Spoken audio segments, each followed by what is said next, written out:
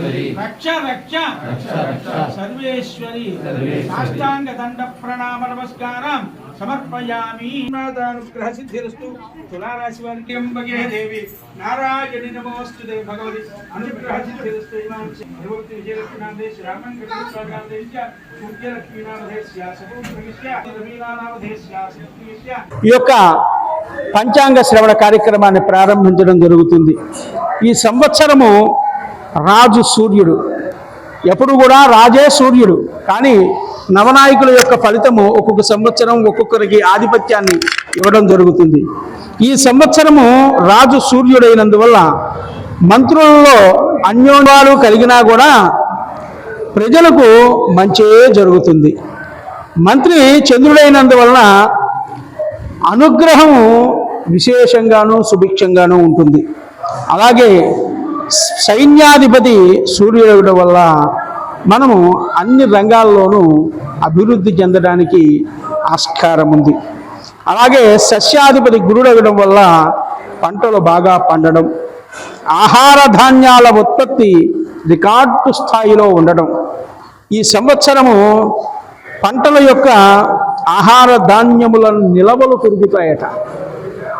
మన అందరికీ కావలసిన అటువంటి ఆహారం యొక్క పరిస్థితి చాలా అద్భుతంగా ఉంటుందని, వ్యవసాయదారులందరికీ కూడా విశేషంగా కలిసి వస్తుందని చెప్పి చెబుతూ ఉన్నాడు। అలాగే ధాన్యాధిపతి కుదురైనందువల్ల ధాన్యములు ఎర్రటి నేలలు మెట్ట ప్రాంతాలు విశేషంగా పండుతాయట। మన ప్రాంతాలకి ఎటువంటి ఇబ్బంది ఉండదు, విశేషంగా ఈ యొక్క నేలలు పండి పంటలు బాగా పండుతాయని చెప్పి చెప్తున్నారు। ఆర్ఘ్యాధిపతి సూర్యుడైనందువల్ల ప్రతి వస్తువుకు అనుకున్న దానికన్నా రెట్టింపు ధరలు లభించడం, ధరలు విపరీతంగా కూడా పెరిగేటువంటి అవకాశం ఉంది। మన వస్తువుకి ఎంత ధర అయితే వస్తుందో బయట నుంచి వాళ్ళు కూడా అంతే కోరుకుంటారు కదా, వాళ్ళు తయారు చేసిన వస్తువులకు కూడా విశేషమైన ధరలు పెరుగుతాయి। మొత్తం మీద ఏదైనా సరే ఈ సంవత్సరం ధరలు పెరిగేటువంటి మేఘాధిపతి సూర్యుడైనందువలన ఖండములుగా వర్షిస్తుంది, ఒకే చోటగా వర్షించదు, ఖండములుగా అంటే ముక్కలుగా వర్షించడం జరుగుతుంది। కొన్ని మండలాల్లో అతివృష్టి, కొన్ని మండలాల్లో అనావృష్టిగా ఉండవచ్చును। సకాలంలో నైరుతి ఋతుపవనాలు ప్రవేశించినా వర్షములు కురవడం కొంచెం ఆలస్యం అవుతుంది, అయినా కూడా ఇబ్బంది లేదు, వర్షాలు పడతాయి।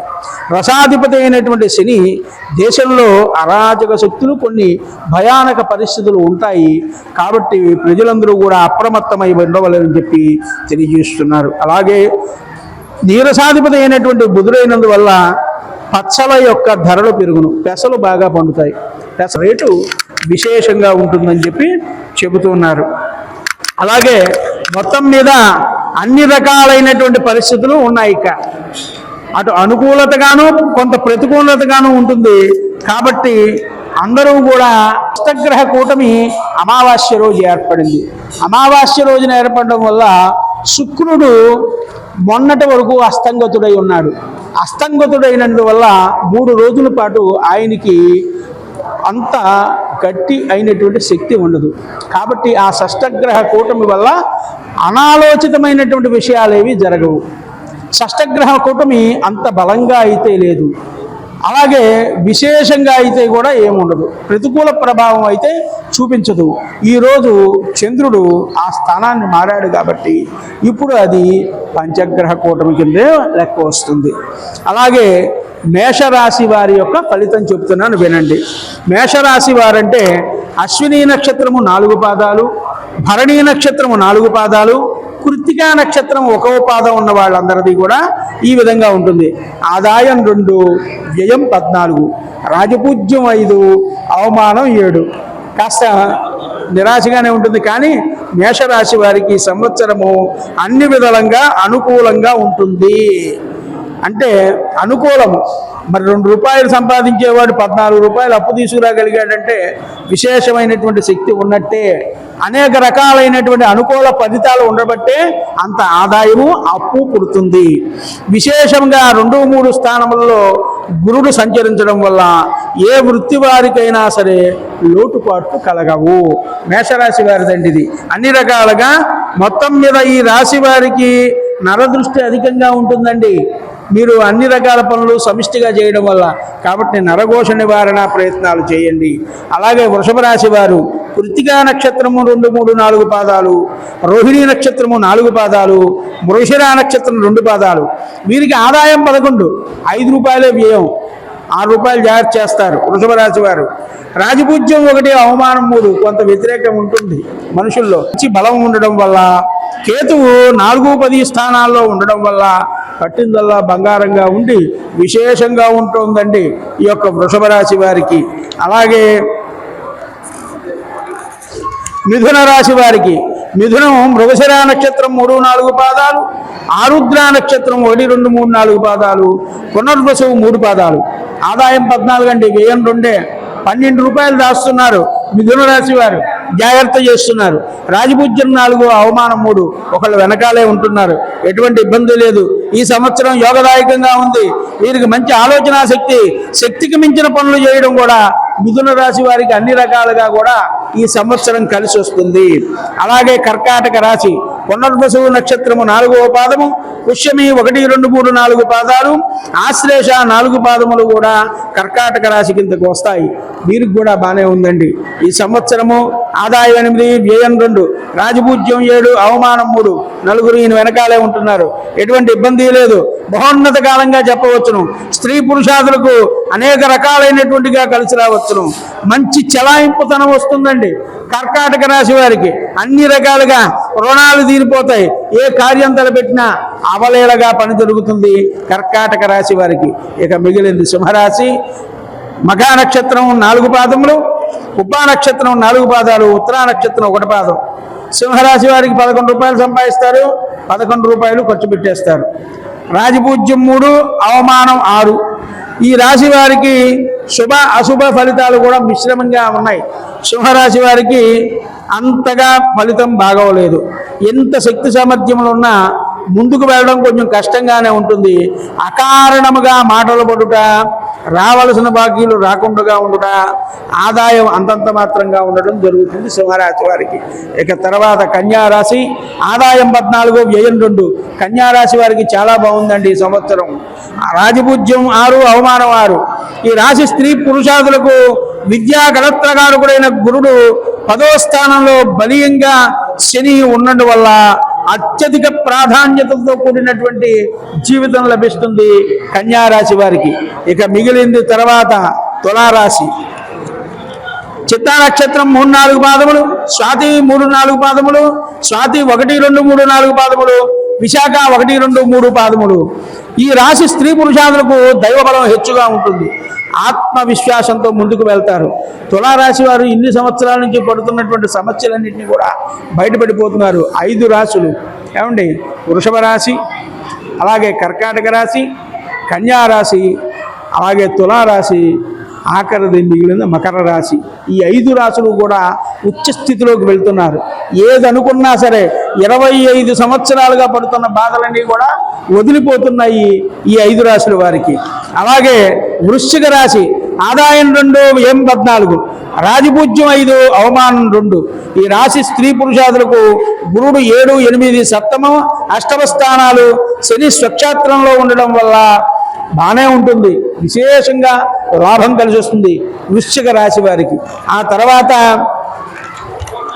ధనస్సు రాశి, మూలా నక్షత్రం 1, 2, 3, 4 పాదాలు, పూర్వాషాఢ 1, 2, 3, 4 పాదాలు, ఉత్తరాషాఢ 1వ పాదం.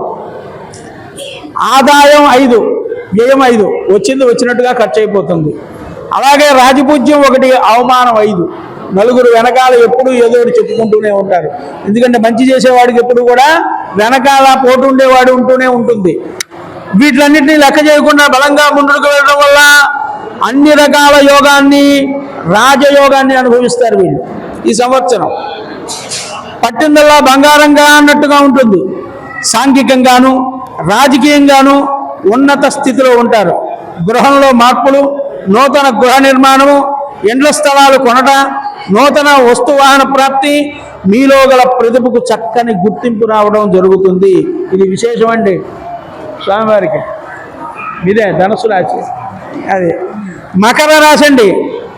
ఆదాయం 8, 14, ఖర్చు. రాజపూజ్యం 4, అవమానం 5. ఈసారి మకర రాశి వాళ్ళకి చాలా బాగుందండి. ఒకవేళ గ్రహబలం చాలా పెద్దగా ఉంది. ఆదాయ వ్యవహారం లేకపోయినా ఎంతటి కష్టసాధ్యమైన పని అయినా సరే మకర రాశి వాళ్ళు పూర్తి చేస్తారు. వీళ్ళకి ఏలినాటి శని వదిలిపోయిందండి. మకర రాశి వారికి చాలా అద్భుతంగా గోచరిస్తుంది. వీళ్ళు గత 25 సంవత్సరాలుగా పడుతున్నటువంటి ఇబ్బందులు మకర రాశి తులారాశి వారు కూడా బయటపడిపోతున్నారు. ఈ మకర రాశికి కూడా చాలా అద్భుతంగా ఉంది. ఆ తర్వాత కుంభరాశి ధనిష్ట 3-4 పాదములు, శతభిషం 4 పాదాలు, పూర్వాభాద్ర 3 పాదాలు, ఆదాయం 8, వ్యయం 14. ఈ రాశి వారికి ఏలినాటి శని ప్రభావం ఎక్కువగా ఉంటుంది. కొంచెం పరీక్షాకాలంగా అన్నట్టుగా ఉంటుంది. అయినా ధర్మ కార్యములు మాత్రం ధర్మంగా చేస్తారు. సబబైనటువంటి కార్యక్రమాలు, ధర్మమైనటువంటి కార్యక్రమాల్లో ముందుకు వెళ్ళడం జరుగుతుంది కుంభరాశి వారు. మిగిలింది మీనరాశి, ఆదాయం 5, వ్యయం 5, రాజపూజ్యం 3, అవమానం 1. ఈ రాశి స్త్రీ పురుషాదులకు ఏలినాటి శని ప్రభావం ద్వాదశ మందు రాహు వలన కొంచెం పరీక్షాకాలమా అన్నట్టుగా ఉంటుంది. మీ శాంతం, మీ వినయ విధేయతే మీ యొక్క రక్ష. మొత్తం మీద అన్ని రాశులకి ఎంత బాగున్నప్పటికీ కూడా బాగున్న వాళ్ళకి బాగుండని వాళ్ళ వల్ల దృష్టి దోషం తగులుతుంది. నరఘోష అంటే మనం బాగుంటే పక్కన వాళ్ళు నరఘోష అధికంగా ఉంటుంది. కాబట్టి ఎవరూ కూడా మేము గొప్ప అన్న ఆలోచన కాకుండా భగవంతుడి ముందు మనందరం సమానం అనేటువంటి ఆలోచనతో మనంతట మనం అహంకారాలు వీడి భగవంతుడి మీద మన యొక్క మనసును లగ్నం చేసినట్లయితే సమస్యలన్నిటి నుంచి కూడా పరిష్కారం చేసుకోవచ్చును. యొక్క కరుణా కటాక్షాలు మనందరిపైన పరిశీలించాలి అంటే ఆ స్వామివారిని ఎప్పుడూ కూడా చేరి సేవించాలి. ఇది ఈ యొక్క పంచాంగము. శాంతి.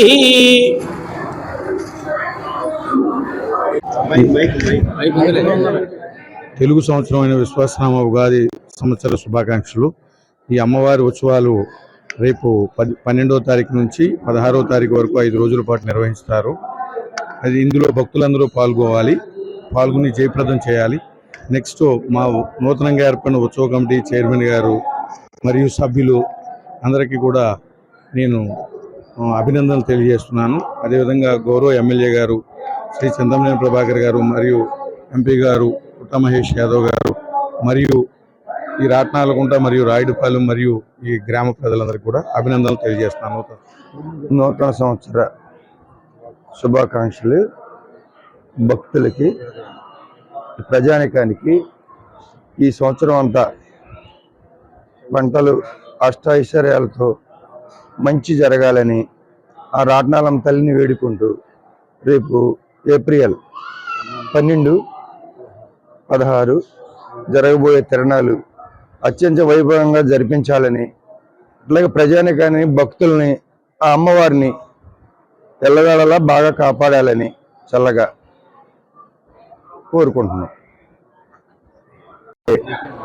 ఈ దెందులూరు శాసనసభ్యులు చింతమనేని ప్రభాకర్ గారికి, అట్లాగే మన పార్లమెంట్ సభ్యులు పుట్ట మహేష్ యాదవ్ గారికి ఈ 5 సంవత్సరాల పీరియడ్ అంతా కూడా వాళ్ళ తల్లి ఆశీస్సులు చల్లగా ఉండాలని, చల్లగా అందించాలని కోరుకుంటున్నాం. వారి భక్తులకి, ప్రజలకి అందరికీ ఈ యొక్క సంవత్సరం విశ్వవాసు నామ సంవత్సర ఉగాది శుభాకాంక్షలు. మరియు మా దెందులూరు నియోజకవర్గ శాసనసభ్యులైన చింతమనేని ప్రభాకర్ గారికి, అలాగే పార్లమెంట్ సభ్యులైన పుట్ట మహేష్ యాదవ్ గారికి ఉగాది విశ్వనామ సంవత్సర శుభాకాంక్షలు తెలియజేస్తూ, మా అమ్మవారు తిరునాళ్ళు ఈ ఏప్రిల్ 12వ తారీఖు నుంచి 16వ తారీఖు వరకు జరుగుతున్న 5 రోజులు ఈ ఉత్సవాలకు బాగా జరగాలని, అమ్మవారి ఆశీస్సులతో ఉత్సవాలు దివ్యంగా జరగాలని కోరుకుంటూ, నూతనంగా ఏర్పడిన ఆలయ బోర్డు సభ్యులకు, అదే రకంగా కూటమి ప్రభుత్వంలో ఏదైతే చంద్రబాబు నాయుడు గారి నాయకత్వంలో బీజేపీ, జనసేన, తెలుగుదేశం పార్టీ కూటమి కుటుంబ సభ్యులకు, అదే రకంగా పాలకులకు ఈ ఉగాది పర్వదినాన శుభం జరగాలని, ఈ 5 సంవత్సరాల కాలంలో పేద మధ్యతరగతి ప్రజలకు మంచి జరగాలని ఉగాది శుభాకాంక్షలు తెలియజేస్తూ, ముఖ్యంగా మా దెందులూరు శాసనసభ్యులు వారు చింతమనేని ప్రభాకర్ గారు, వారికి, వారి కుటుంబానికి ఆరోగ్యం, ఐశ్వర్యం, అదే రకంగా రాజకీయంలో ఉన్నత స్థాయి దక్కాలని ఆకాంక్షిస్తూ నేను సెలవు తీసుకుంటున్నాను.